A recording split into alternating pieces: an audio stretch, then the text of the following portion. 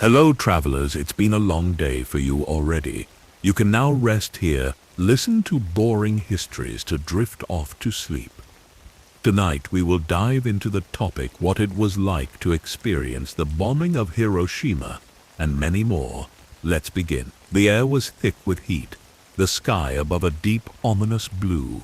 The city of Hiroshima, a place once full of life, now stood on the precipice of history, unaware that in mere moments it would become the epicenter of a force never before witnessed by mankind. In a flash, the world as they knew it would disappear, replaced by a landscape of unimaginable destruction. Imagine waking up on a morning like any other, gathering your things, stepping outside ready to face another day, and then, in an instant, everything changes. The ground shakes violently beneath you, the sky blazes with an intensity you've never felt, and the world disintegrates in a single deafening moment. This wasn't a bomb you could hear coming, it was a force of nature unleashed by the hand of humankind. This was Hiroshima. This was the day the atomic bomb fell. Before we continue on, leave a comment down below to let me know where you are from and what time you are listening to this. Also, leave a like and subscribe to the channel, but only if you enjoy what I do here. The end of World War II was on the horizon, but the conflict was far from over. By 1945, Japan, though battered by years of brutal warfare, had yet to surrender. The Pacific theater had become a grinding, bloody conflict, with both sides suffering immense casualties. The United States, having fought tirelessly to defeat the Axis powers in Europe and the Pacific, faced the looming challenge of Japan's unwavering refusal to capitulate. Japan's leaders, driven by an ideology of honor and self-preservation, were committed to fighting to the bitter end. The thought of unconditional surrender was unthinkable to many within the government, and even as the Allies closed in, Japan's military strategy remained one of fierce resistance. As the Allies pushed forward in their relentless march across the Pacific, the United States sought ways to end the war quickly, to prevent further bloodshed, and to secure its place as the dominant military power in the post-war world. The Battle of Okinawa, one of the fiercest and bloodiest of the Pacific campaigns, gave the United States a stark preview of what an invasion of Japan would entail. The casualties were astronomical, both American and Japanese, and the prospects of a full-scale invasion of the Japanese mainland were grim. Military planners estimated that hundreds of thousands of lives would be lost on both sides if such an invasion proceeded. It was in this context that the idea of using a new, unprecedented weapon was born. The Manhattan Project, a top-secret initiative started in the early 1940s, had been working relentlessly to harness the power of nuclear fission, splitting the atom to release energy on an unimaginable scale. Scientists in the United States, many of whom had fled the rise of Nazi Germany, were eager to unlock the potential of this new science. The bomb, once conceived, became a symbol of hope for an Allied victory, a means to force Japan's surrender and perhaps shorten the war. But why Hiroshima? The city was strategically significant for several reasons. Hiroshima was home to an important military base and a key logistical hub. Its location made it an ideal target, as the city was both a military center and a place with a relatively large civilian population, which would allow the full impact of the bomb to be measured. The United States needed to send a clear message to Japan, to the world, that its new weapon was real, and it could change the course of history in a matter of seconds. There were also military considerations in choosing Hiroshima. It had not yet been severely bombed, unlike other major Japanese cities, so it could offer a clean test for the bomb's full destructive power. The U.S. military hoped that dropping the bomb on an intact city would leave little doubt as to the weapon's capacity to annihilate everything in its path. This was meant to shock Japan into surrender. Another factor in Hiroshima's selection was the presence of military targets within the city itself. Although Hiroshima was not a major industrial center like Tokyo or Osaka, it housed the Chugoku Regional Army Headquarters, a communications center, and several military-related facilities. The military believed that striking Hiroshima would hit Japan's military infrastructure while minimizing damage to civilian industries, crucial to the country's long-term war effort. The final decision was made with a chilling calculation by using the atomic bomb.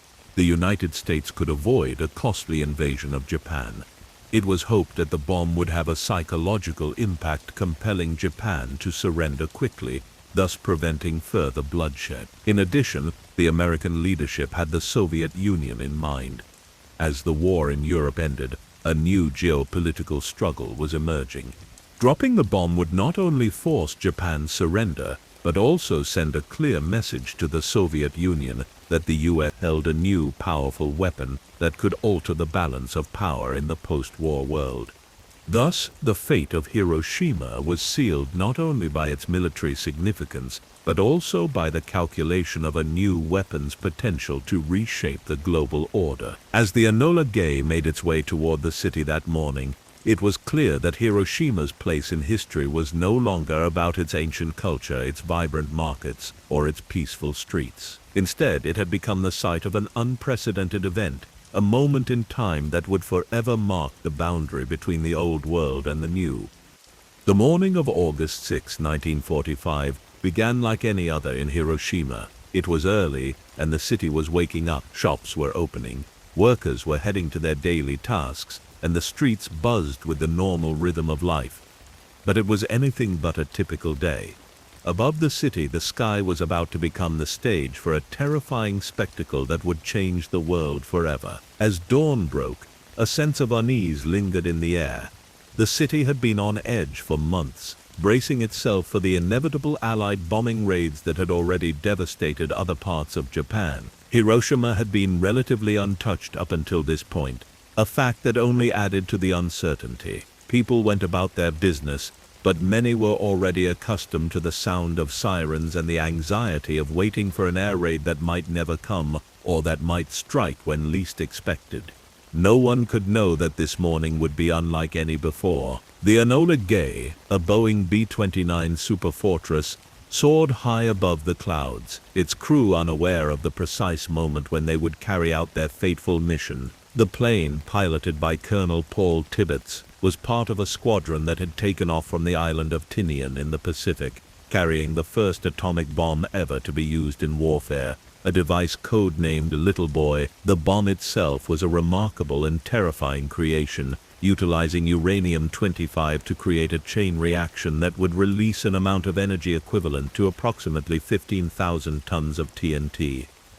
It had been months in the making, and for Tibbets and his crew, there was no turning back. This was their mission, their task to carry out as part of the American strategy to force Japan's surrender and bring an end to the war.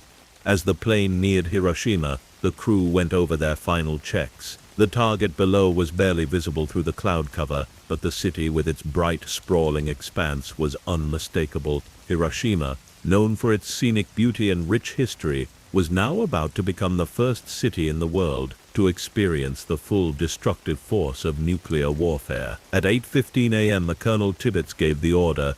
The bomb was released from the belly of the Enola Gay, falling silently at first.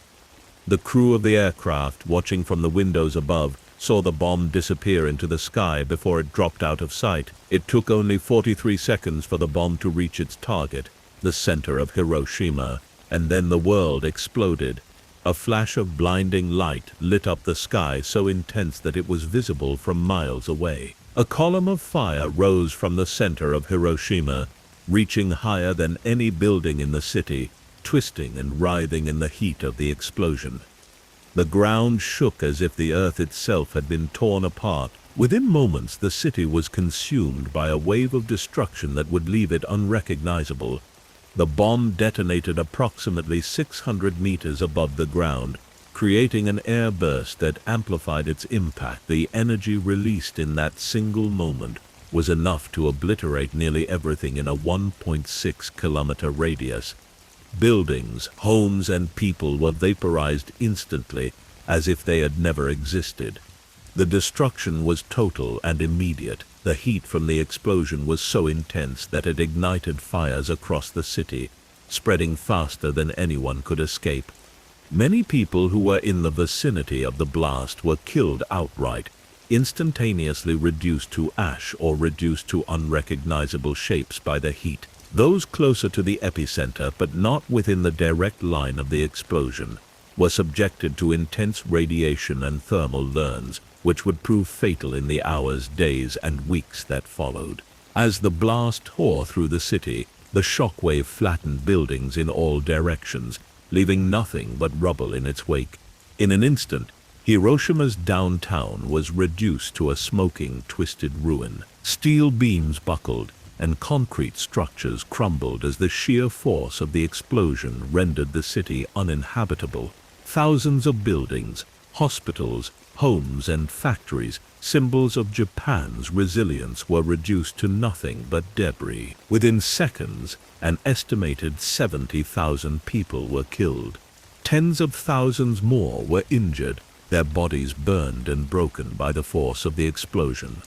The sounds of screams, cries for help, and the rumbles of collapsing structures filled the air as the city fell into chaos. But the horror didn't end with the initial blast. In the aftermath, the heat from the fires continued to rage, consuming what remained of the city. Many of those who survived the initial explosion were left to die in the relentless flames or succumb to radiation poisoning. People stumbled through the streets, their faces charred and their clothes tattered, desperately searching for safety. But there was nowhere to hide. The air was thick with smoke, ash, and a stench that would forever haunt the survivors. The aftermath of the bomb would leave a legacy of suffering that would stretch for years to come. Those who survived would bear the invisible scars of radiation sickness, a cruel reminder of the price they had paid for their survival. Many of them would not live to see the full extent of the toll taken by the bomb. Cancers, birth defects, and illnesses that would be passed on to future generations. In the wake of the explosion, those who had lived through the initial blast were left to wander a city that no longer existed. Those who were unharmed or not mortally injured were in a state of shock, unable to comprehend the enormity of what had just happened. The streets were filled with the sounds of destruction, groaning buildings, cracking walls, and the soft cries of those who had been caught in the blast. The survivors of Hiroshima faced an immediate and terrifying dilemma: how to survive in a city where nearly all infrastructure had been destroyed. Hospitals, schools, and shops were nothing but rubble. Roads and railways had been obliterated, making it nearly impossible to escape the city or receive help from outside. With communication lines severed, the government and military were unable to send aid or coordinate efforts. It was as if Hiroshima had been cast adrift, left to fend for itself in the face of total devastation. Firefighters, first responders, and medical personnel, many of whom were also victims of the blast, rushed to assist. But their efforts were thwarted by the magnitude of the destruction. Supplies were scarce, and the suffering of those who had survived seemed insurmountable. By the time the first rescue operations could even begin, the city had already been transformed into a wasteland of charred bodies, mangled steel, and ruined homes. The events of August 6, 1945 would leave an indelible mark on the survivors of Hiroshima. In the hours and days that followed, those who had lived through the atomic bombing were forced to confront a new and terrifying reality. They had not only witnessed the annihilation of their city, but had also become witnesses to an unfathomable new chapter in human history, a chapter written in the unbearable suffering of those left behind. For many, the experience of surviving the bomb was one of confusion and disorientation. Those who were close to the center of the explosion had little chance to process what had just happened. In a flash, the world they knew was gone, and they were left in a city turned into a charred wasteland. One of the most profound experiences among the survivors was the sheer silence that followed the blast. After the deafening explosion, a stunned stillness took hold. Only the crackling of fires and the distant sounds of collapsing structures filled the void. This eerie silence was a stark contrast to the usual sounds of a bustling city, and it left many survivors in a state of shock. For some, it felt as if time itself had momentarily stopped. As the survivors began to regain their senses, the chaos around them became clear. Those who had been in the blast's path found themselves disoriented, covered in debris, and struggling to make sense of the destruction around them. The once beautiful city of Hiroshima was now a nightmare, with fires raging in every direction and bodies scattered on the streets. Many of the survivors had been exposed to intense heat, with burns covering their skin, while others had been injured by flying debris or trapped under the rubble of destroyed buildings. In the immediate aftermath, the survivors were faced with the terrifying question: where could they go for help? With the city in ruins and medical facilities reduced to rubble, there was nowhere to seek refuge. The few doctors and nurses who survived were themselves wounded, and they struggled to tend to the many thousands of people who required care. Hospitals were not only physically destroyed, but were also overwhelmed by the sheer number of casualties. One survivor, Keiko Osi, recalls her experience in the days after the bombing. "I remember seeing the faces of the injured, some with their skin hanging off, others with burns so severe they were unrecognizable. There was nothing we could do for them. We had no medicine, no bandages. We could only try to comfort them as best we could. It felt like we were in hell." The survivors who lived through the initial blast were left to grapple with the devastating physical consequences of the atomic bomb. The heat from the explosion was so intense that it caused severe burns to those within a radius of several kilometers from the blast. These burns, which ranged from 1st degree to 3rd degree, covered large portions of the body, leaving survivors in agony. What was more insidious, however, was the radiation. Those who survived the initial blast began to experience the deadly effects of radiation poisoning in the days and weeks that followed. Radiation sickness manifested in various ways: nausea, vomiting, hair loss, and fever. For many, the symptoms began to appear within hours of the explosion, and the severity of the sickness would vary depending on their proximity to ground zero. The survivors who suffered radiation exposure also faced the grim reality of long-term health consequences. Many would develop cancers years later, as radiation-induced mutations took their toll on their bodies. Leukemia, thyroid cancer, and various forms of internal cancer became common among the survivors, and the effects were often fatal. The full extent of the damage caused by radiation would take years to understand, but the toll was undeniable. One of the most heart-wrenching aspects of the survivors' accounts was the psychological trauma that accompanied the physical wounds. For those who survived, the experience of witnessing the mass death and destruction around them created lasting emotional scars. Post-traumatic stress disorder, PTSD, was a common affliction among the survivors. Many struggled to sleep, haunted by nightmares of the explosion and the suffering they had witnessed. The memories of the blast, the destruction, and the faces of the dying lingered long after the physical wounds had healed. The psychological toll of surviving Hiroshima was as devastating as the physical injuries. Many survivors, known as hibakusha, the Japanese word for bomb-affected people, were left with deep emotional scars. These individuals often experienced profound feelings of guilt and shame. Survivors who had lost family members or witnessed the deaths of friends were haunted by feelings of helplessness. Some survivors wondered why they had lived when so many others perished in the explosion. For others, the horror of the bombing had left them emotionally numb. The survivors had to learn how to cope with their grief, trauma, and loss. Many struggled to return to their normal lives, finding it difficult to interact with others or resume their daily routines. The psychological impact of the bombing rippled through generations, as children of survivors also suffered from the psychological effects, even if they had not been directly exposed to the bomb. Some survivors turned to their communities for support. In Hiroshima, survivors formed groups to provide emotional support for one another, sharing their experiences and coping mechanisms. Others turned to faith, finding solace in religion or spiritual practices that help them navigate the overwhelming loss and trauma. But no amount of support could undo the lasting psychological scars left by the event. Hiroshima's survivors were often stigmatized and ostracized due to the visible signs of their injuries and the lingering fear of radiation exposure. Many survivors faced discrimination in their own communities, as others feared the long-term effects of radiation.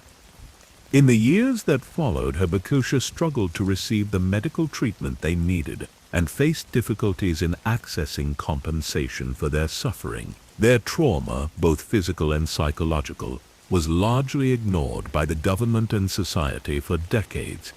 Despite the unimaginable suffering, many survivors also displayed extraordinary resilience. Some found ways to rebuild their lives and make peace with their past. Many survivors became advocates for peace, speaking out about the horrors of nuclear war and dedicating their lives to preventing such an event from ever happening again. Tsutomu Yamaguchi's story is nothing short of miraculous. He is one of the few individuals to have survived both the Hiroshima and Nagasaki bombings, and his journey through these two atomic horrors left an indelible mark on his life. In August 1945, Yamaguchi was a young man working as a supervisor for a Mitsubishi shipbuilding company in Hiroshima. He was in the city on a business trip, staying with his colleagues at the time. On the morning of August 6, he was in the city center preparing to leave for his home in Nagasaki after completing his assignment. As the bomb was dropped, Yamaguchi was just a few kilometers from ground zero. He was struck by the intense flash of light and the shockwave that followed. Thrown to the ground and severely burned, he was knocked unconscious but eventually regained his senses. In the aftermath of the blast, he was disoriented, covered in debris, and surrounded by the devastation of Hiroshima. However, against all odds, he managed to make his way to a shelter and survive. Despite his injuries, Yamaguchi's first instinct was to return home to Nagasaki. After spending a day in a shelter, he began the long journey back. When he arrived in Nagasaki on August 8, just 3 days after the Hiroshima bombing, he was in terrible condition. His face burned, his body weakened, and his mind still reeling from the horrors he had witnessed. But fate was far from finished with him. On August 9, the United States dropped the second atomic bomb on Nagasaki. This time Yamaguchi was at his workplace. Once again he was caught in the blast, this time much closer to the epicenter, and once again he was thrown to the ground. The force of the explosion caused his burns to worsen, but miraculously he survived. He later recalled the shock and disbelief he felt when he realized that he had experienced 2 atomic bombings in the span of just 3 days. The Yamaguchi's miraculous survival is a testament to both his resilience and the sheer randomness of fate. But it didn't end there. After recovering from his injuries, he became an outspoken advocate for peace and nuclear disarmament. He dedicated his life to sharing his story and warning the world about the horrors of nuclear warfare. The Yamaguchi's personal testimony has helped to humanize the tragedy of Hiroshima and Nagasaki, and he remains one of the most recognized voices in the movement for nuclear disarmament. His words, "I was fortunate, I survived, but I wish no one else has to experience what I went through," became a rallying cry for those who seek to prevent another nuclear tragedy from ever happening again. Keiko Oshii was just 24 years old when the atomic bomb was dropped on Hiroshima. She was a mother with a small child, living in the city with her husband. That morning, like many others, she had no idea that her life was about to be irrevocably changed. When the bomb fell, Keiko was at home with her infant son. The shockwave from the explosion sent her flying across the room, and the intense heat scorched her body. But it was the aftermath that truly tested her spirit. Amidst the devastation, she could hear the agonized cries of other survivors, the sound of people stumbling over debris, and the eerie quiet of a world turned upside down. As the hours passed, Keiko's wounds became increasingly severe, and she knew that she had to find her son. Despite the pain and the destruction, she managed to locate him. still alive but severely burned. Keiko and her son were fortunate. While others around them succumbed to their injuries, they managed to survive the immediate effects of the bomb. However, their survival came at a heavy price. Keiko's son developed radiation sickness in the days following the bombing. His hair began to fall out, and he was plagued by fevers and vomiting. Keiko, herself still suffering from burns and the effects of radiation exposure, tried to comfort him as best she could, but the despair she felt was overwhelming. There were no hospitals to go to, no doctors to help them. Keiko's son died a few months later, and the grief she experienced was profound. But despite the overwhelming loss, Keiko's strength carried her through. She refused to let the bomb define her entirely. In the years that followed, Keiko became a voice for the survivors of Hiroshima, sharing her painful story with the world. Keiko Oshii's story is a heartbreaking testament to the endurance of a mother's love and the deep trauma caused by the bomb. Her courage to speak out about her pain has helped to highlight the devastating impact of nuclear war on individual lives, not just on cities or nations. Keiko Koyama was 10 years old when the bomb fell on Hiroshima. She was in school at the time, just a short distance from the blast's epicenter. As a child, she was spared the weight of the broader political and military forces that led to the bombing, but the physical and emotional toll on her life would be devastating nonetheless. After the explosion, Keiko found herself trapped in the ruins of her school. When she managed to free herself, she witnessed the horror of the city's destruction. She saw her classmates burned alive, their bodies mangled beyond recognition. The emotional weight of those images stayed with her for the rest of her life. Like many survivors, Keiko was left to wonder why she had survived while so many of her friends and family had not. In the years that followed, Keiko's health began to deteriorate. She developed radiation sickness, which caused her to suffer from frequent bleeding, hair loss, and debilitating pain. Yet despite the toll it took on her body, Keiko refused to remain silent. She became a tireless advocate for the rights of Hibakusha, pushing for government compensation and support for those affected by the bomb's legacy. Her battle for justice became a defining part of her life. Keiko fought not only for the physical treatment of survivors, but also for the emotional and psychological care they so desperately needed. Her tireless advocacy brought attention to the Hibakusha's plight, and she became a symbol of strength and resilience for those who had suffered the consequences of Hiroshima's destruction. Keiji Nakazawa was just 6 years old when the atomic bomb was dropped on Hiroshima. His life, like many others, was forever altered by the devastation that befell the city. Unlike the adults around him, Keiji did not fully comprehend the scope of the tragedy unfolding, but he understood that the world had changed in an instant. In the years after the bombing, Keiji grew to become an advocate for the children of Hiroshima, those who had experienced the trauma of the attack. His personal journey as a survivor of the atomic bomb led him to become a well-known manga artist, and through his art he sought to convey the horrors of Hiroshima's destruction to a new generation. Keiji's work, particularly the famous manga series Barefoot Gen, tells the story of a young boy living through the atomic bombing.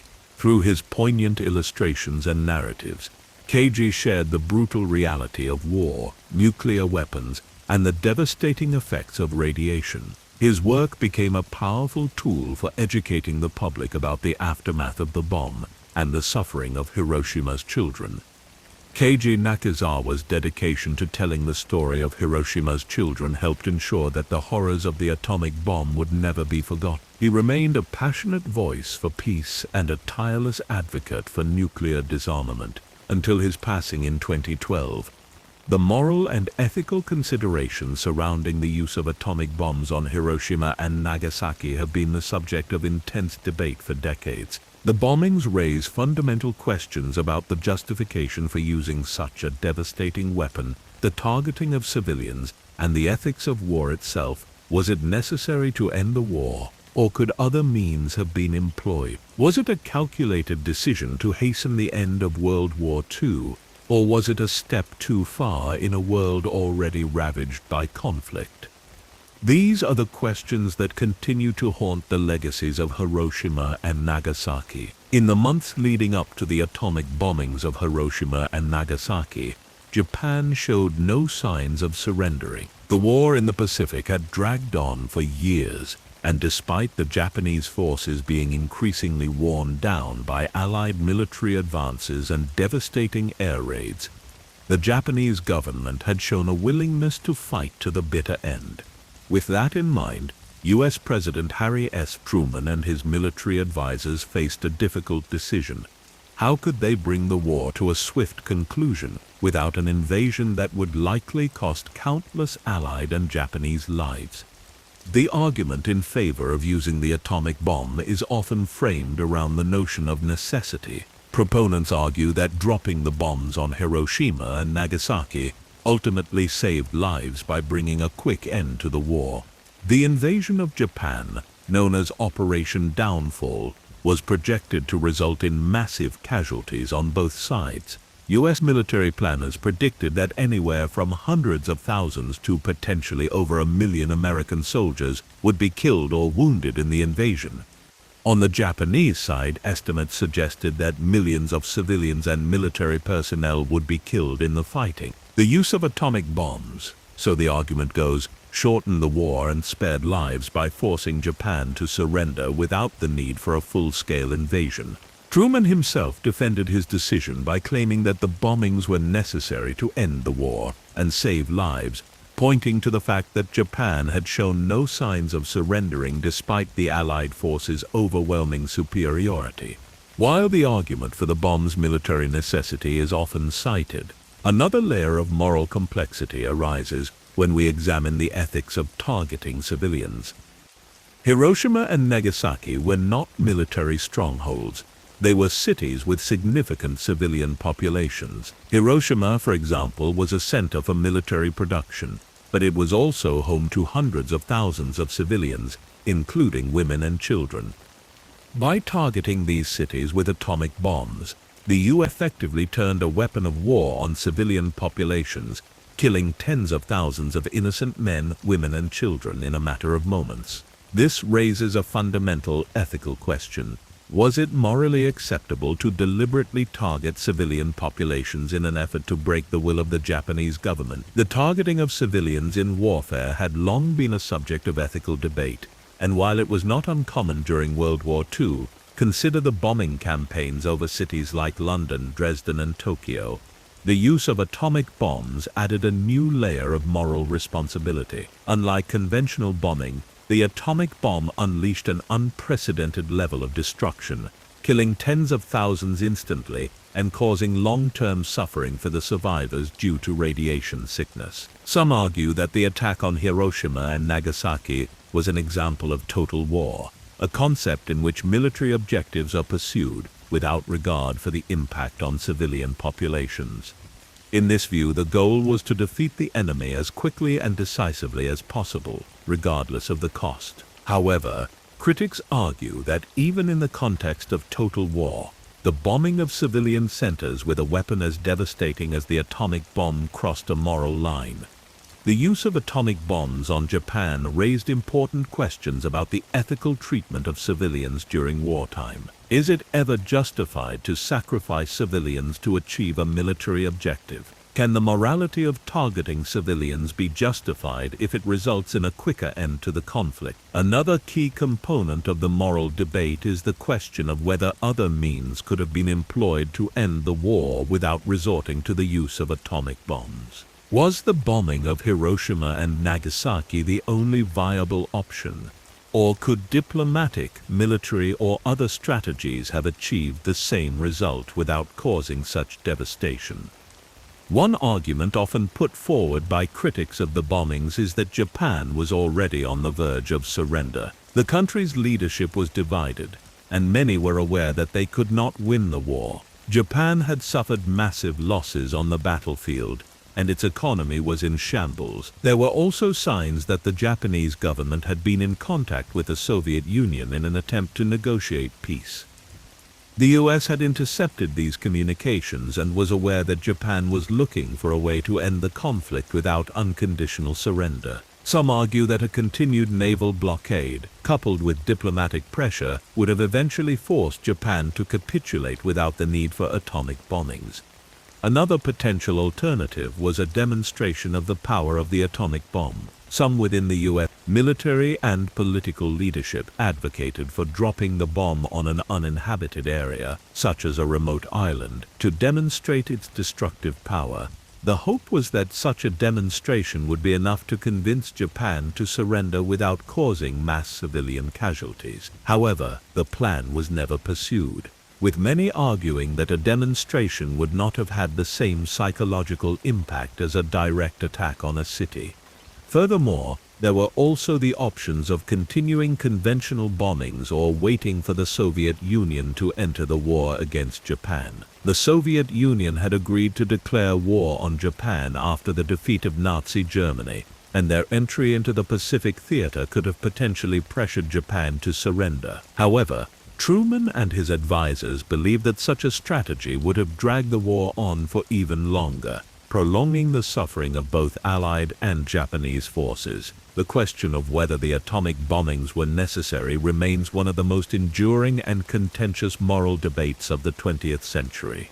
Could Japan have been brought to surrender through other means? Did the use of the atomic bomb truly save lives, or was it a tragic overreaction? The debate over these questions continues to this day, reflecting the complexities of war, ethics, and the human cost of conflict. The bombings of Hiroshima and Nagasaki remain deeply etched in history, not only for the physical destruction they caused, but also for the profound moral and ethical questions they raised. The use of atomic weapons on civilian populations forced the world to confront the nature of modern warfare and the boundaries of what can be justified in the pursuit of victory. As the years go by, the debate over the morality of the bombings continues to shape our understanding of war, peace, and the human cost of conflict. For the survivors, the hibakusha, the trauma of the bombings will never fade, as they continue to carry the scars of a past that echoes through generations. And for the rest of the world, the legacy of Hiroshima and Nagasaki serves as a stark reminder of the horrors of nuclear war and the need for vigilance in preventing such a catastrophe from ever happening again. The bombings of Hiroshima and Nagasaki did not just mark the end of World War II, they also ignited a global reckoning with the human cost of warfare, particularly when it comes to weapons of mass destruction. Hiroshima in particular became more than a city that had been devastated.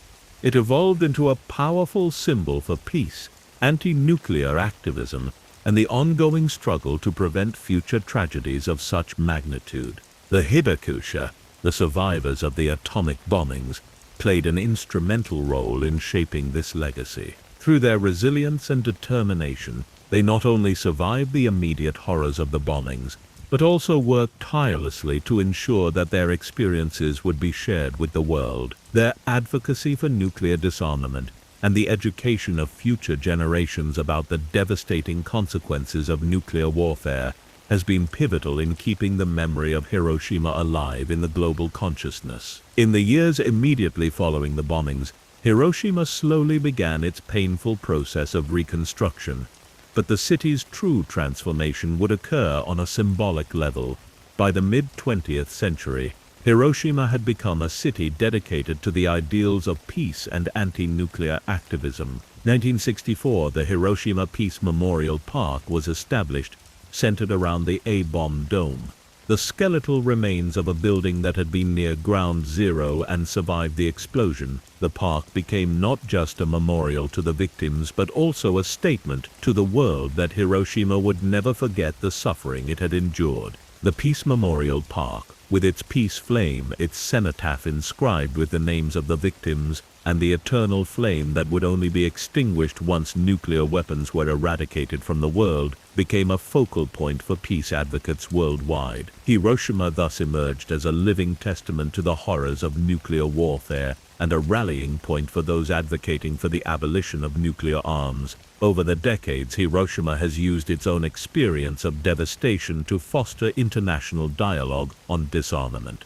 The city became the birthplace of the Hiroshima Appeal, a petition launched in 1995 calling for the elimination of nuclear weapons. Every year on August 6th, the anniversary of the bombing, survivors and citizens of Hiroshima participate in a peace ceremony. The ceremony has drawn attention from politicians, world leaders, and diplomats from around the globe, reinforcing the city's role as an advocate for a world free from nuclear weapons. In the 21st century, Hiroshima has continued to serve as a platform for peace initiatives, bringing together voices from diverse backgrounds, including those of former soldiers, victims of nuclear testing, and activists from around the world. The city's commitment to peace, even as it bears the deep scars of atomic destruction, has made it a symbol of hope for a world that can move beyond the horrors of war. The Hibakusha, the survivors of the atomic bombings, have been integral to the growth of Hiroshima's legacy as a symbol for peace. These men and women lived through unimaginable suffering, yet they found the courage to speak out and share their stories with the world. As witnesses to the horrors of nuclear war, they have become tireless advocates for nuclear disarmament and have dedicated their lives to ensuring that future generations understand the true cost of nuclear weapons. After the war, many Hibakusha struggled with physical and psychological scars. Radiation sickness, severe burns, and long-term health issues plagued survivors.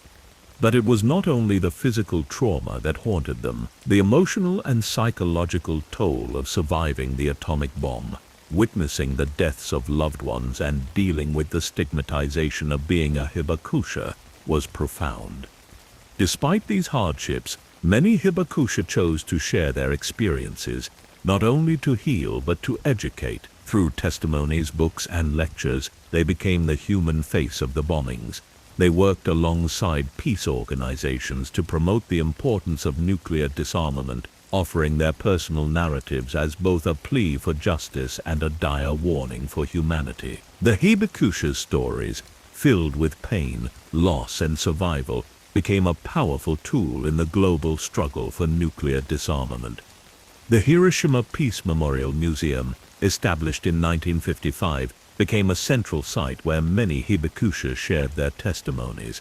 As part of their efforts, the museum documents not only the events of August 6, 1945, but also the long-term consequences of the bombings, physical, social, and psychological. The personal stories of Hibakusha, alongside photographs, personal belongings, and other artifacts, offer an intimate look into the human cost of atomic warfare. These stories were, and continue to be, vital in shifting public opinion and fostering a global movement for nuclear disarmament. The Hibakusha were not content to merely share their pain. They sought to prevent the same suffering from happening to others. Their advocacy led to a broader international conversation about the need to abolish nuclear weapons. For decades, they have lobbied the Japanese government and other nations to commit to peace treaties that would lead to the gradual dismantling of nuclear arsenals. One of the most significant movements inspired by Hibakusha advocacy is the Hiroshima-Nagasaki Protocol, which aims to end nuclear weapons development and hold governments accountable for nuclear testing. Hibakusha's voices have been heard at the United Nations, and they played a critical role in the creation of the Treaty on the Non-Proliferation of Nuclear Weapons, NPT, in 1968, a treaty that has since been signed by nearly 90 countries, aiming to prevent the spread of nuclear weapons. As the years pass, the number of Hibakusha diminishes. With each passing year, the voices of those who lived through the bombings grow quieter, but their messages continue to echo. In recent decades, there has been a concerted effort to ensure that the next generation understands the legacy of Hiroshima and the importance of nuclear disarmament. In 2010, a group of Hibakusha presented their testimony to the United Nations, calling for the abolition of nuclear weapons and urging world leaders to take immediate action to secure a peaceful future. Their message was clear: The horrors of Hiroshima must never be forgotten, and the world must come together to ensure that no other city ever suffers the same fate. The Hibakusha have long been the conscience of the peace movement, and as they age, their children and grandchildren have stepped forward to continue their work, carrying their parents' and grandparents' messages of peace into the future. At the same time, Hiroshima has also become a city that seeks to amplify the voices of youth, recognizing that the next generation has an important role to play in carrying forward the message of peace. The city organizes youth-led peace symposiums and engages in global educational outreach, ensuring that the memories of the bombings are passed down not as a burden, but as a call to action. Hiroshima now offers programs in schools worldwide to teach about the destructive power of nuclear weapons and the importance of peace, and the Hibakusha's experiences continue to serve as a poignant reminder of what is at stake. The fight for nuclear disarmament continues to this day. While significant strides have been made in arms control through treaties such as the NPT and the Comprehensive Nuclear Test Ban Treaty, nuclear weapons still exist in large numbers around the world. Countries continue to modernize their arsenals, and geopolitical tensions raise the specter of nuclear war once more. However, the legacy of Hiroshima, the collective memory of its survivors, the Hibakusha, serves as a beacon for those who believe in a world free of nuclear weapons. The city has become a pilgrimage site for those who believe that humanity can transcend the horrors of nuclear warfare and that the lesson of Hiroshima must never be forgotten. In the end, the legacy of Hiroshima and the Hibakusha lies not just in the tragic memories of destruction, but in the hope that the world can learn from the past and create a future where peace is valued above all else.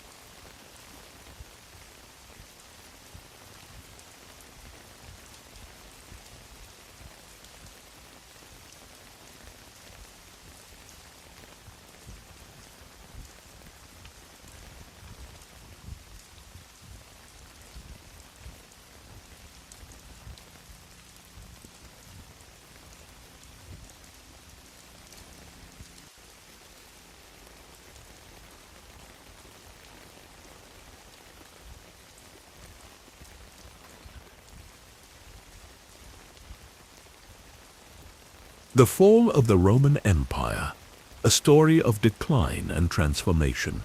At its zenith, the Roman Empire was not merely a political entity. It was an idea, a living monument to human ambition. It was the promise of order in a chaotic world, of law over lawlessness, of culture triumphing over savagery. To the Roman mind, their empire was not just a dominion of territories. It was civilization itself, and by the 2nd century AD, that civilization reached further than any power the world had ever known. Stretching from the mist-shrouded highlands of Caledonia to the parched sands of Arabia, from the icy frontiers of the Rhine and Danube to the turquoise waters of the Mediterranean, the empire encompassed over 50 million souls. Latin and Greek echoed through the bustling marketplaces of cities built with marble and pride. Aqueducts channeled fresh water across miles of countryside, feeding baths, fountains, and fields. Roads sturdy and straight cut through forests and mountains, connecting distant outposts, the pulsing heart of Rome. In this golden age, emperors like Trajan and Hadrian ruled not just with power, but with vision. Rome's legions, disciplined, relentless, marched like thunder across foreign lands, and wherever they went, cities sprang up. Temples, amphitheaters, libraries, forums, symbols of Rome's cultural and technological superiority sprouted like seeds. To many, being Roman meant belonging to something eternal. It was to wear the laurels of law, to speak in the cadence of Cicero, to debate in the shadow of marble gods. Citizens of the empire believed they stood at the pinnacle of human achievement. In their minds, the gods themselves had crowned Rome to rule the ages. But even within this grandeur, seeds of vulnerability lay buried, like hairline fractures beneath a polished surface. A system so vast, so complex, so dependent on constant expansion and control, could not forever defy the fundamental law of empires. What grows must also strain. What reaches out must someday be stretched too thin. And so, almost imperceptibly at first, the very mechanisms that once made Rome great began to work against it. The wheels of conquest slowed. The treasury, once swollen with the spoils of war, began to empty. The line between citizen and subject blurred. Loyalty was replaced by necessity, and necessity, in time, gave way to survival. As the years passed, those cracks grew wider. The provinces, once the pride of Roman conquest, began to feel less like loyal limbs and more like rebellious appendages. Borders were no longer secure lines of defense but fragile frontiers under constant pressure from migrating tribes and hostile invaders. Civil wars became routine. Emperors were elevated and assassinated with dizzying frequency. And the very idea of Roman unity began to fray. The grandeur of Rome that had once seemed eternal began to fade like aging marble exposed to centuries of rain. Statues crumbled, once thriving cities emptied, and the roads that had once carried trade and tribute now echoed with the footsteps of invaders and refugees. The eagle standards of Rome, once symbols of imperial pride, fell into the dirt again and again. By the end of the 5th century, what had once been a sprawling superpower was but a shadow of its former self. In 6 AD, the deposition of the last Western Roman emperor, Romulus Augustulus, by the barbarian chieftain Odoacer, marked what many historians consider the final blow. But the empire had already died 1,000 slow deaths by that point, each one eroding its foundation a little more, until there was nothing left to stand upon. But to view Rome's fall merely as a tale of collapse would be to misunderstand it. The fall of the Roman Empire is not just a military or political failure. It is a profound transformation. It is the story of how the center of the ancient world shifted, how the flame of classical civilization passed its torch to others, some who would preserve its knowledge, others who would distort or destroy it. It is a tale of entropy and reinvention, of how cultures fall, not with a bang, but with centuries of whispers. So how did it all come to this? How did the mighty empire, whose legions once marched unchallenged across the world, whose laws inspired nations, whose roads stitched continents together, how did such a colossus wither into ruin? The answer is not singular. It cannot be found in a single event, a single emperor, or a single war. The fall of Rome is not a clean-cut tragedy. It is a mosaic of failures, a tapestry of mistakes, ambitions, betrayals, and an inevitable change. Internal strife undermined unity. Economic decay hollowed out strength.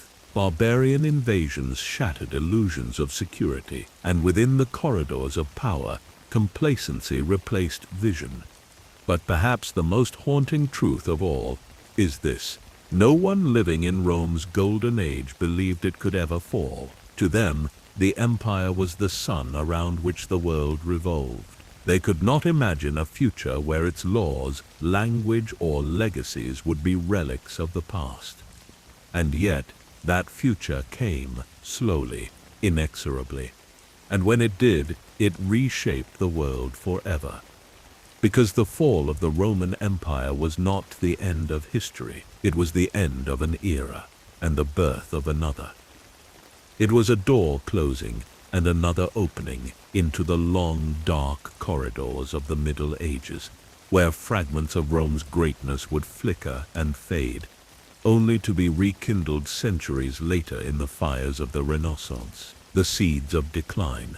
A growing empire overstretched in the golden shadow of Emperor Trajan's reign. The Roman Empire stood at its zenith. The year was 1107 AD, and Rome's dominion encircled the Mediterranean like a crown. It was said that the sun never set on its territories, for it rose in the deserts of Syria and set behind the green hills of Britannia. From the wind-swept plains of Dacia to the fertile valleys of Egypt, from the Straits of Gibraltar to the shores of the Caspian Sea. Every river, road, and relic bore the mark of Rome. But even in this moment of triumph, the roots of decline were taking hold. For in its hunger to expand, Rome had unknowingly begun to sow the seeds of its own undoing. An empire that vast did not govern itself. To maintain such a sprawling network of provinces required not only military control but also administration, infrastructure, and communication on a scale never before attempted in human history. Messages that took weeks to travel from one end of the empire to the other could render decisions obsolete by the time they arrived.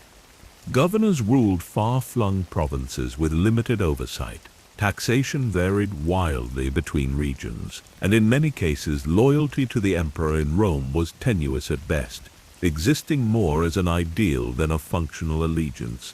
The sheer size of the empire was both its pride and its peril. What had once been a tightly knit republic of cities had grown into a monstrous bureaucratic machine, burdened by the weight of its own borders, and as Rome grew outward, the center grew weaker. Local unrest in Egypt, rebellion in Judea, border conflicts in Germania, each flare-up required the dispatch of troops, of funds, of imperial attention.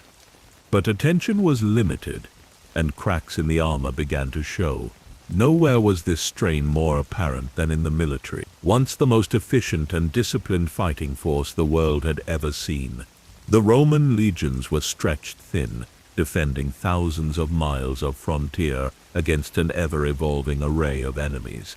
In the east, the Parthians and later the Sassanids challenged Roman supremacy. In the north, Germanic tribes, Visigoths, Vandals, and Franks, tested the empire's resolve with relentless incursions. And beyond the Danube, nomadic peoples whose names would one day echo in infamy like the Huns were stirring. Rome's legions had once been the envy of the world, their discipline forged through decades of training, their loyalty sworn, not just to their generals but to the state itself. But as the demands on the army grew, and the empire's economy strained under the costs of constant warfare, the quality of the military began to falter. The state could no longer afford to recruit and train soldiers from within its citizenry alone. Increasingly it turned to foreigners, outsiders known as foederati, often from the very barbarian tribes they were meant to fight. These mercenaries fought not for Rome, but for gold, and while some served loyally, others brought with them conflicting interests, divided loyalties, and crucially, no intrinsic connection to Roman values or institutions. Over time, the legions became less Roman in identity, less unified in command, and more fragmented in loyalty. In many regions, local commanders operated as warlords in all but name, choosing when and how to enforce imperial decrees, or whether to enforce them at all. With this reliance on mercenaries came instability. Some of these foreign soldiers rose to power within the ranks. Others betrayed the empire, turning their swords against the very people they were hired to protect. Entire Roman cities were sacked by armies that wore Roman armor but held no true allegiance to Rome. It was not uncommon for a general of barbarian descent to march into Rome with imperial ambitions of his own. Internally, too, the military structure began to decay. Corruption seeped into the ranks. Promotions were bought rather than earned. Loyalty to the emperor was often secondary to personal ambition, and in the chaos of the 3rd century, emperors rose and fell with terrifying speed, many placed in power by their own troops and just as quickly murdered when favor soured. Between 335 and 2084 AD, Rome saw more than 20 emperors come and go in what became known as the crisis of the 3rd century. Many of them were former generals, elevated by mutinous soldiers who believed they could secure better pay or power under a new ruler. The imperial purple became a death sentence. All the while the borders frayed like worn cloth. The Rhine and Danube, once held by garrisons and stone forts, became porous. Invasions became more frequent, not just by wandering bands, but by organized massive waves of people displaced by pressure from further east. Rome, which once dictated terms to the world, now found itself reacting often desperately to a world growing more dangerous by the year. Meanwhile, the costs of maintaining the military bled the treasury dry. To fund the legions and buy the loyalty of mercenaries, the emperors resorted to debasing the currency, flooding the economy with coinage that had less and less silver. Inflation soared, trade diminished, local economies collapsed, and with each fiscal bandage, the wound deepened. So, while the marble forums of Rome still echoed with the words of senators, and the temples still burned incense to the gods, a quieter, more dangerous truth spread through the empire. Rome was no longer in control. It was reacting, managing, and appeasing, rather than ruling. It had grown too vast, too complex, and too dependent on those who had no stake in its survival. And in this slow unwinding of authority, in this creeping erosion of discipline, trust, and unity, the seeds of Rome's fall took root, not in a single battle or decision, but in 1,000 small compromises, 1,000 missed warnings, 1,000 moments when the empire chose to stretch a little farther rather than secure what it already had: economic strain, a fragile economy in crisis. The fall of the Roman Empire was not merely written in blood and battle, but also in the quiet unraveling of coinage, commerce, and cultivation. Long before its armies lost control of the borders, Rome began to hemorrhage from within. Beneath the grandeur of marble facades and ceremonial triumphs, the empire's economy had become a fragile and creaking machine. Vast, overburdened, and increasingly hollow, for centuries the economy of Rome had been the invisible engine of its strength. Conquest had filled the imperial coffers with gold, silver, and slaves. Provinces fed the center with taxes, tribute, and resources. Egyptian grain, Spanish silver, Syrian textiles, and African ivory all flowed steadily toward the capital. Roads were paved, aqueducts built, and ports flourished with goods from every corner of the known world. Rome's prosperity was once unmatched, and with it came an illusion of permanence. But empires that depend on perpetual expansion must one day face the consequences of their limits. By the 3rd century AD, Rome's era of explosive conquest was over. New territories no longer poured in wealth. Instead, they demanded protection, administration, and garrisons. What was once a profitable endeavor, war had become a drain. The borders were no longer gates for trade but battlegrounds, and the cost of defending them mounted to unsustainable heights. To pay the mounting military expenses, emperors turned to the mint. Coins were debased, silver reduced, gold adulterated. At first the change was subtle, a few less grains of silver per denarius, a thinning of the aureus. But the population noticed. Merchants began to charge more for the same goods, and what had once been a stable medium of exchange quickly lost its value. Inflation, once foreign to the Roman imagination, crept in like rot. The cost of bread rose. Tax collectors demanded more, and the poor found that their wages bought less with each passing year. This economic instability widened the chasm between classes. The elite, already insulated from the hardships of common life, retreated further into their estates. Their wealth, often in the form of land, slaves, and political influence, remained protected. Some even fled the cities, turning their rural villas into miniature kingdoms, self-sufficient and independent from the failing mechanisms of the state. While Rome burned, metaphorically and sometimes literally, the aristocracy feasted behind thick walls. The average Roman, however, had no such refuge. Artisans, soldiers, and farmers bore the brunt of economic collapse.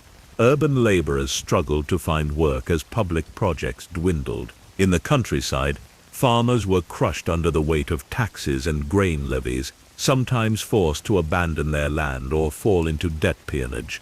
Many became coloni, bound to the land they worked, early precursors to medieval serfs. Compounding these troubles were the great plagues that swept through the empire like scythes through a field. The Antonine plague of the 2nd century and the plague of Cyprian in the 3rd century decimated the population. Entire towns were emptied. Fields went unplowed, markets fell silent. With fewer people to till the land, produce goods and pay taxes, the economy contracted even further. Labor shortages drove prices up, while scarcity made basic goods increasingly unaffordable. Agriculture, once the backbone of Roman wealth and sustenance, was now faltering. Soil exhaustion, mismanagement, and the fragmentation of large estates all contributed to declining yields. Granaries sat half empty. In times of poor harvests, famine loomed. The empire, once able to feed its people with grain ships from Africa and Egypt, now struggled to meet demand. Riots broke out in cities when bread ran scarce. The famed anno, Rome's grain dole to its citizens, could no longer be guaranteed. Trade, too, withered. The famed Roman road network, stone arteries that once pulsed with caravans and carts, began to crumble. Without steady maintenance, bridges collapsed, roads cracked, and travel became slower and more dangerous. Bandits emerged where soldiers no longer patrolled. Sea routes, once teeming with merchant ships, were stalked by pirates. Barbarian incursions along the frontiers disrupted trade hubs and looted warehouses. As economic uncertainty spread, commerce slowed to a crawl. Merchants hoarded their goods, markets shrank. The pulse of Roman wealth dimmed to a faint murmur. At the heart of the economy's dysfunction was Rome's dependence on a deeply flawed system. Slave labor. In the golden days of empire, millions of slaves fueled Rome's economy, working the fields, building aqueducts, serving in homes, and laboring in mines. Their presence kept costs low and productivity high. But as the conquests waned, so too did the supply of new slaves. Without a steady influx from fresh campaigns, Rome's labor pool declined. Yet instead of adapting, mechanizing agriculture, developing new tools, innovating production, the Roman elite clung to the old ways. Why invest in innovation when labor was cheap? Why redesign the wheel when generations of slaves had turned it well enough? This stagnation proved fatal. While parts of the ancient world made small strides in technology, Rome's economy stood still. It aged without evolving. In time, that neglect would rot the very foundations of its infrastructure. Aqueducts that once brought sweet water to cities became clogged and broken. Public baths closed. Roads grew weeds. The marble temples of Jupiter and Mars turned gray with soot. Cities that had once rivaled Rome in size and splendor, Antioch, Carthage, Alexandria, began to decay. Walls crumbled, forums emptied, and the humming complexity of urban life gave way to silence.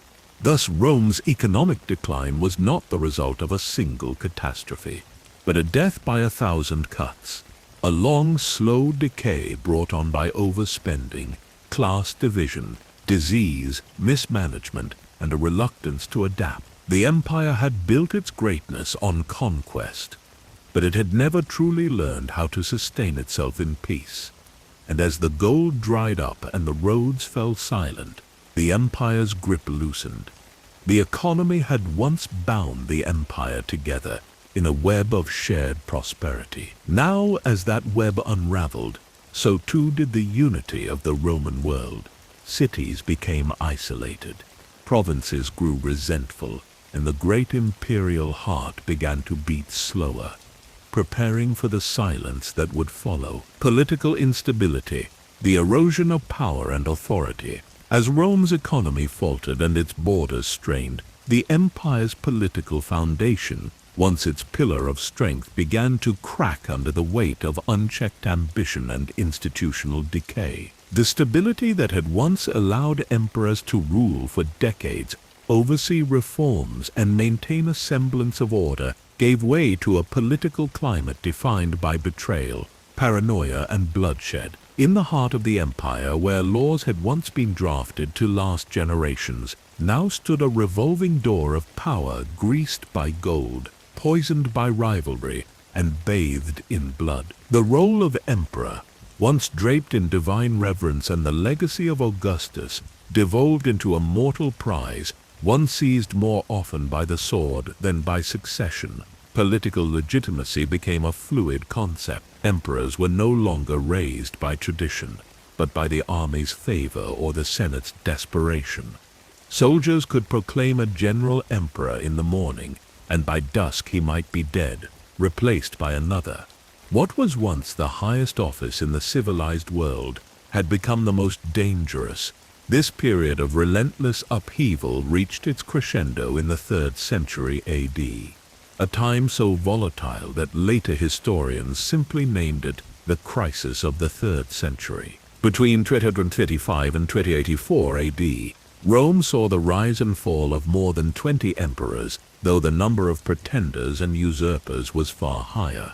Few of these men died of natural causes. Many were assassinated by their own guards, executed by rivals, or slain in battle by contenders who believed themselves more deserving of the purple cloak. The empire resembled not a unified state, but a fractured battlefield, where the throne was a death sentence and loyalty was a coin easily spent.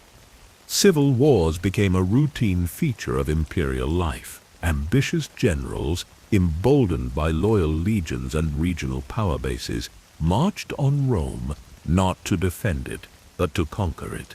Each successful coup temporarily installed a new emperor, but the underlying rot remained. Every rebellion weakened the empire's structure a little more. Every assassination sent a ripple of fear through the provinces. There was no time to build, to govern, or to heal, only to react, to fight, and to survive. In this climate, the Roman Senate, once the engine of the Republic, the elder voice of wisdom and restraint, was reduced to ceremonial irrelevance.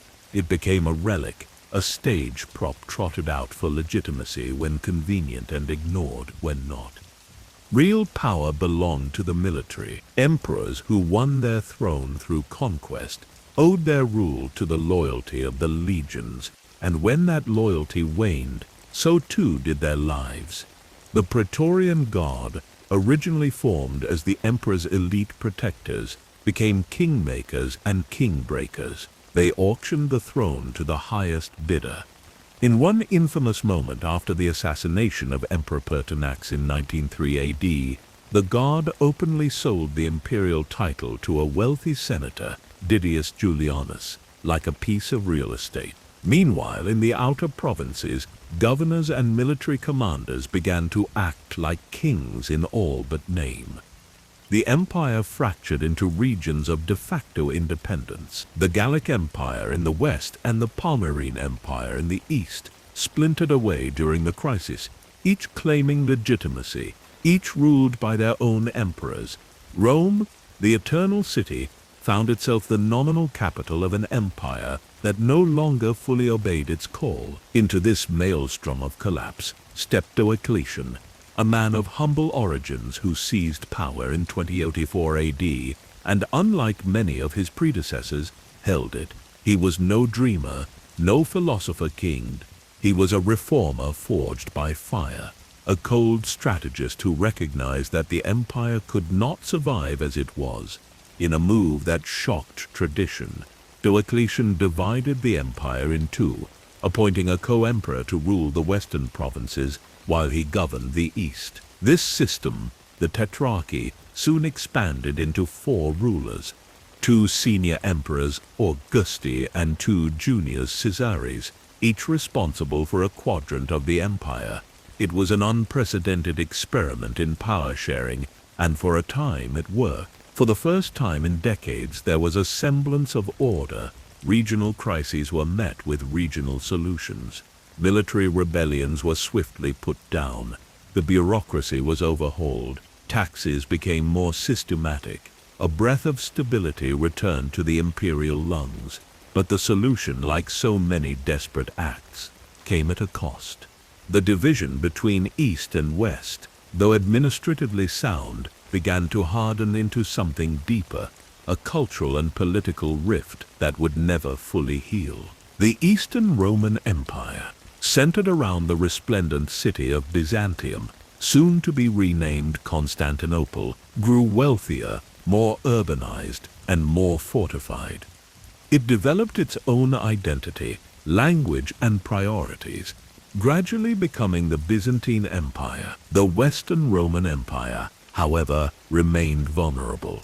Rome, once the navel of the world, was no longer even the administrative center. Power shifted to Mediolanum, Milan, and Ravenna. The western half struggled under the weight of constant invasion, economic decay, and a fragmented military command. Even after the Tetrarchy collapsed into renewed civil wars, the division remained: one empire, two destinies. As emperors rose and fell, often without ever seeing the city of Rome, the people grew weary of promises. Citizens no longer believed that the emperor could protect them. Loyalty to the state gave way to loyalty to local lords, to the church, to whoever could provide food, safety, and order. The idea of Rome, the Pax Romana, the shining city, the eternal republic, became a ghost clinging to hollow rituals. In time, the Western Empire would become little more than a name. Authority ebbed from the imperial court, and real power seeped into the hands of barbarian warlords, bishops, and generals with local clout. By the time the last Western emperor, Romulus Augustulus, was deposed in 46 AD, there was barely a whisper of protest. The Roman people had long since ceased to believe in the might of their rulers. Thus, the political decline of Rome was not marked by a single fall, but by a slow erosion of trust, structure, and shared identity.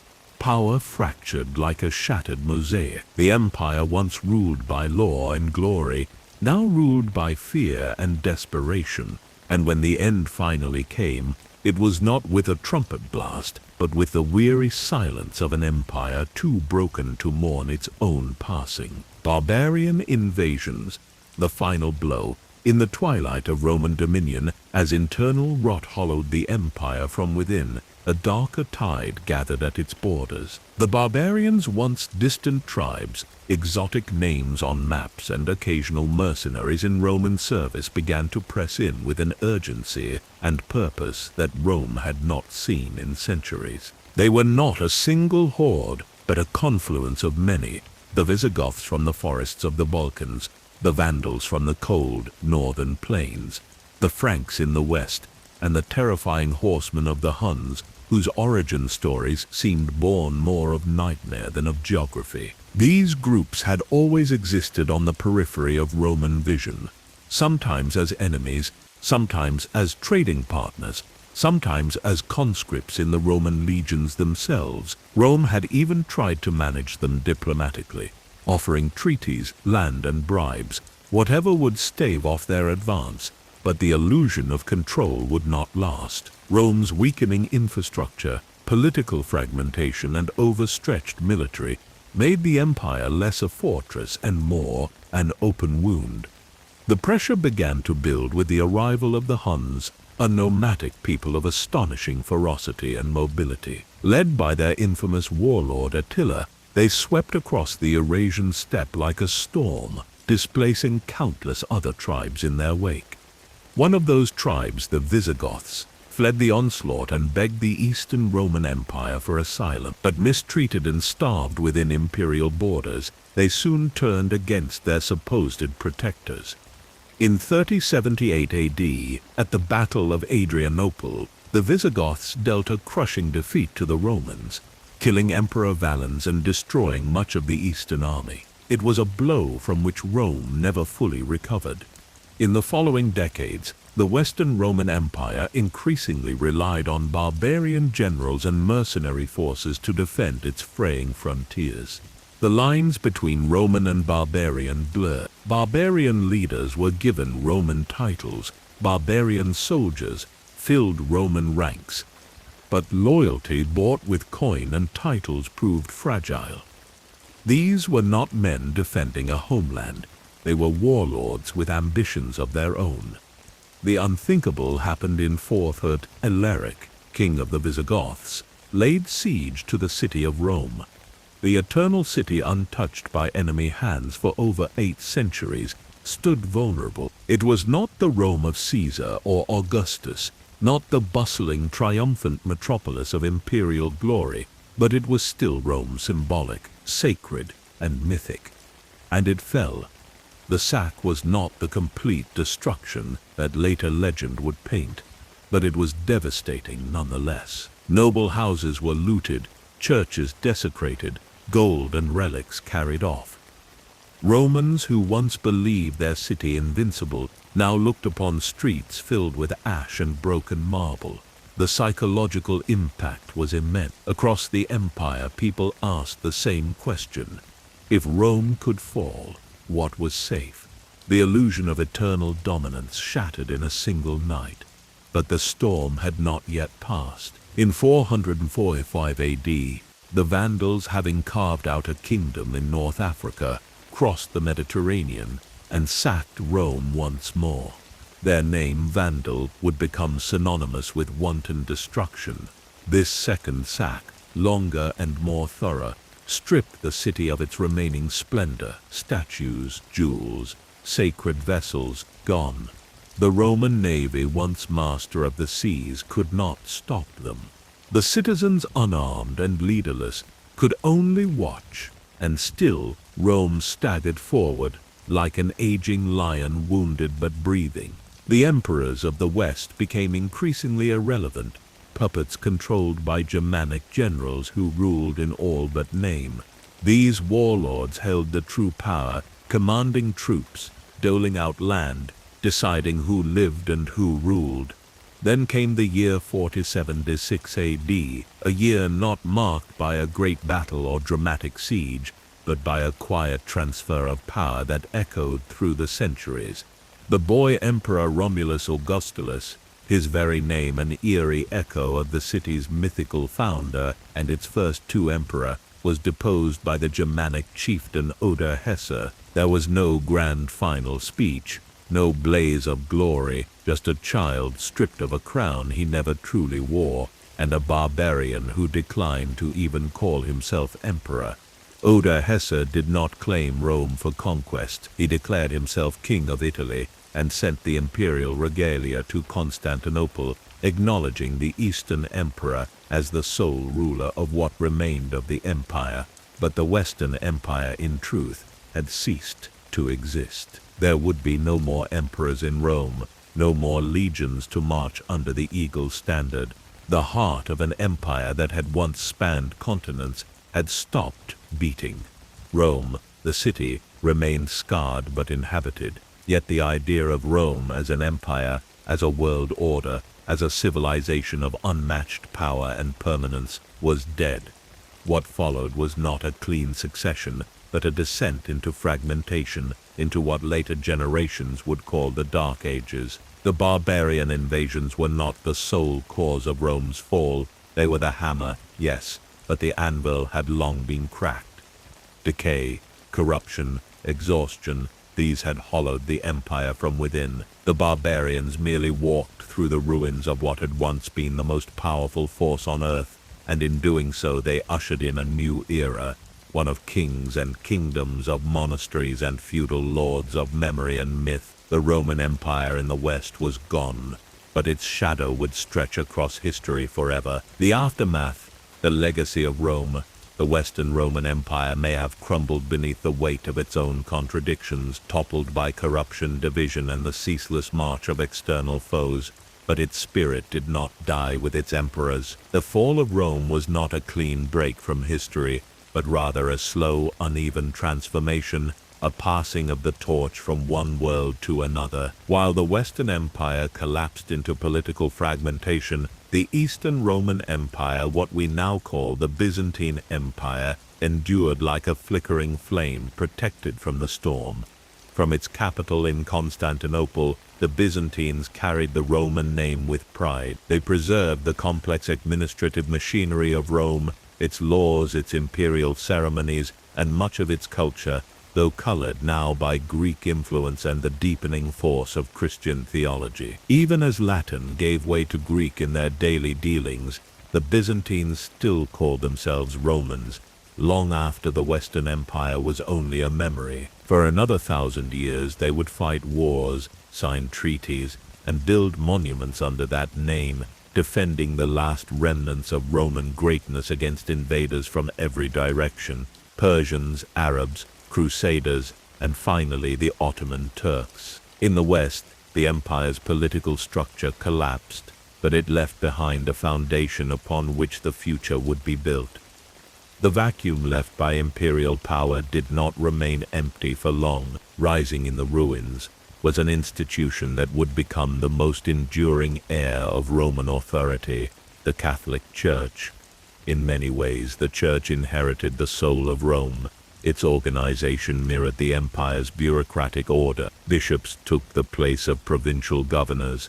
The Pope, seated in Rome itself, became a figure of immense spiritual and eventually political authority. Latin, once the tongue of the Senate and the Caesars, now lived on in the chants and liturgies of the Church. Roman basilicas became Christian churches. Pagan holidays were reinterpreted through a Christian lens. Temples fell, but crosses rose in their place. Even Roman law, which had developed over centuries into a remarkably complex and fair legal system, continued to shape the world long after the fall. The Byzantine Emperor Justinian would later compile these laws into the Corpus Juris Civilis, a monumental legal code that influenced the development of modern legal systems across Europe and beyond. In its logic, its insistence on rights and obligations, and its vision of justice, the Roman legal legacy endured even into the modern era. Roman architecture, too, survived the centuries. The graceful arch, the Stoic column, the engineering marvels of aqueducts and amphitheaters, these became templates for the builders of the Middle Ages and Renaissance. Gothic cathedrals, though Christian in purpose, carried the bones of Roman design. Roads paved by Roman hands still guided medieval pilgrims. Roman cities, though transformed, often remained centers of life and commerce. The physical structure of the world bore Roman fingerprints, and language perhaps the most tenacious legacy of all. The Latin spoken by Roman citizens evolved into the Romance languages: Italian, French, Spanish, Portuguese, Romanian, even English, though Germanic in origin, absorbed thousands of Latin words. To speak in the modern West is to echo Rome, unconsciously, every day. Philosophically, Rome's impact endured as well. The Stoics, Cicero, Seneca, and Marcus Aurelius all shaped Western notions of virtue, duty, and the good life. Their ideas would find new life in the writings of Christian theologians and Enlightenment philosophers alike. Roman thought, filtered through the turbulence of centuries, continued to inspire visions of order, law, and human dignity. The collapse of the Roman Empire did not mark the end of civilization. It marked the threshold between ages. In the East, it transformed into Byzantium. In the West, it splintered into the feudal kingdoms and shifting powers of the medieval world. But through it all, Rome remained a haunting presence. It lingered in stone, in law, in memory. Medieval rulers styled themselves as new Caesars. Charlemagne was crowned Emperor of the Romans. The Holy Roman Empire, despite being neither Holy Roman nor a true empire, was nonetheless an attempt to resurrect the ghost of Rome. The Renaissance would later fan those embers into flame. Artists and scholars looked back to Rome, not as a ruin, but as a pinnacle. They studied its texts, mimicked its forms, and tried to revive its spirit. Even the architects of modern democracy, those who forged constitutions, debated governance, and envisioned republics, drew heavily from the models first laid out in Roman times. To this day, Rome's legacy is etched into the very framework of the Western world. Our courthouses echo with Roman principles of justice. Our capitals mimic Roman temples. Our languages carry Roman structure, our political debates reflect Roman dilemmas, and in our imagination, Rome remains a symbol of glory, of power, of civilization both noble and flawed. The Roman Empire may have ended in the dust of collapsed columns and fallen crowns, but its legacy lives, not as a mere memory, but as a vital force, still shaping the story of the modern world. Rome never truly disappeared. It changed forms, moved shadows, and whispered through the centuries.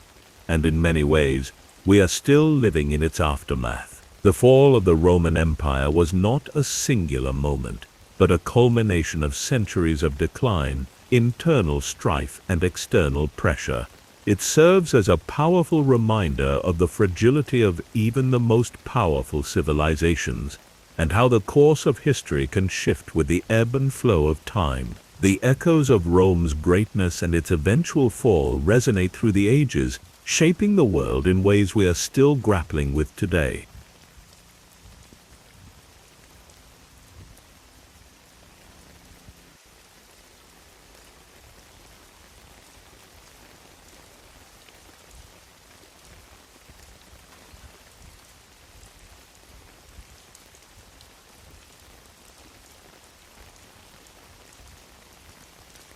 The Crusades, the religious wars, told from both European and Middle Eastern perspectives.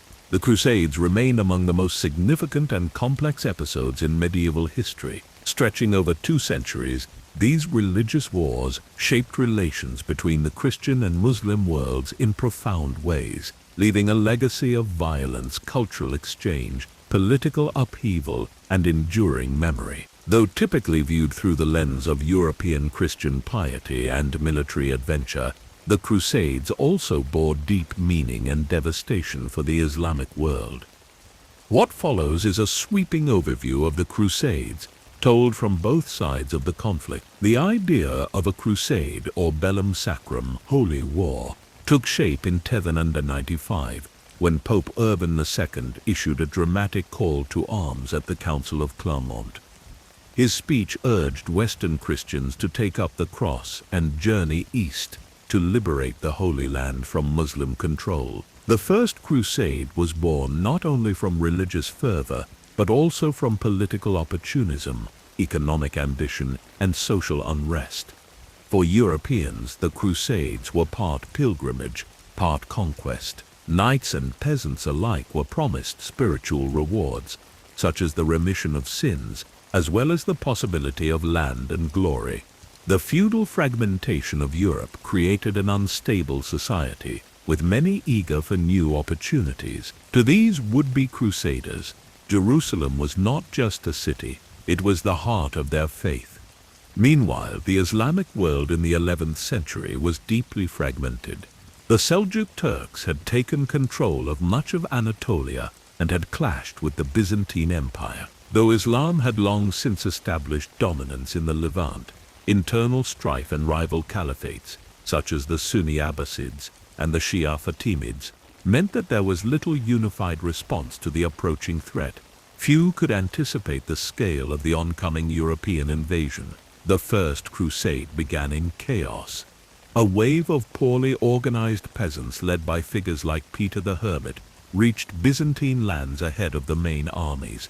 Many of these early crusaders were killed by Turkish forces or disbanded due to lack of discipline. When the true military expedition arrived, led by nobles like Godfrey of Bouillon, Raymond of Toulouse, and Bohemond of Taranto, they were better prepared and coordinated. Crossing into Asia Minor, the Crusaders achieved early victories, such as the capture of Nicaea and the brutal siege of Antioch. As they advanced toward Jerusalem, the toll on both Christian and Muslim populations was severe. In 1099, the Crusaders breached the walls of Jerusalem after a siege and carried out a massacre of the city's Muslim and Jewish inhabitants. To the European chroniclers, it was a triumphant moment of divine justice. To Muslims, it was an unspeakable atrocity. Initially stunned by the fall of Jerusalem, the Muslim world soon began to respond. The concept of jihad, struggle, or holy war, took on renewed political and religious importance. Leaders like Imad al-Din Zengi and his son Nur ad-Din emerged as champions of Muslim resistance. They emphasized the unity of Muslims against the invaders and sought to reclaim the lost cities of Islam. The most renowned figure of this response was Salah ad-Din, a Sunni Kurd who rose to prominence in Egypt and Syria. Saladin united much of the Muslim Near East and in 1197 reconquered Jerusalem following the Battle of Hattin. He allowed the city's Christian population to leave peacefully, a stark contrast to the massacre of 199. Saladin became a symbol of chivalry and justice, even in European accounts. The Second Crusade, 1147–49, launched in response to the fall of the Crusader state of Edessa, ended in failure for the Europeans, poor planning, lack of coordination, and defeats in the Levant, particularly the failed siege of Damascus, led to disillusionment. The Third Crusade, 1199–1192, however, saw the arrival of some of Europe's most famous monarchs, Richard the Lionheart of England, Philip II of France, and Frederick Barbarossa of the Holy Roman Empire. Despite some victories, including the capture of Acre, the Crusaders failed to retake Jerusalem. Richard and Saladin reached a truce, allowing Christian pilgrims access to the city. Subsequent crusades failed to achieve their objectives. The Fourth Crusade, 112–104, diverted from its original goal and instead sacked Constantinople, a Christian city, dealing a massive blow to Byzantine power. This event shocked the Islamic world, which saw the internal divisions of Christendom as both tragic and revealing. Later campaigns such as the 5th, 1221, 6th, 121 and 7th Crusades, 121 and 7th Crusades, 1221 and 7th Crusades, his temporary or limited gains. One notable moment occurred during the 6th Crusade, when Emperor Frederick II negotiated the peaceful return of Jerusalem. Yet these victories were fleeting. The Crusader states slowly weakened, beset by both Muslim military pressure and internal instability. The final major Crusader stronghold was Acre, which fell in 1291 to the Mamluks, a powerful Muslim dynasty based in Egypt. With its fall, the European presence in the Levant effectively ended. The Crusader states, once numerous and hopeful, were no more. To the Muslims of the region, this was a long-awaited liberation. To Europe, it was a bitter defeat, softened only by the memory of earlier glories. Despite the bloodshed, the Crusades were also a period of cultural exchange. Europeans encountered advanced Islamic sciences, medicine, and philosophy. The Arabic works of Aristotle, translated into Latin, helped fuel the European Renaissance. Trade routes expanded, bringing spices, textiles, and new ideas across the Mediterranean. The Crusades also reshaped Christian and Muslim identities. In Europe, they heightened papal authority, at least temporarily, and reinforced the notion of Christendom as a united force. In the Islamic world, the Crusades contributed to a growing sense of unity under the banner of jihad, and laid the foundations for later empires like the Ottomans. The memory of the Crusades endures to this day. In the West, they were long celebrated as heroic ventures of faith. In the Islamic world, they are remembered as a painful era of invasion and resistance. Modern political rhetoric has sometimes revived crusading language, illustrating the deep historical scars left by these wars. Yet the truth of the Crusades lies somewhere between the myths. They were not pure wars of religion, nor were they entirely cynical exercises in power. They were complex, tragic, and deeply human, a clash of civilizations and ideals that continue to echo across time. In the end, the Crusades were not merely wars fought over land, they were battles for hearts and minds, for sacred ground and sacred purpose, waged in blood, prayer, and unshakable conviction. And while the cities and castles may have fallen, the memories have never faded.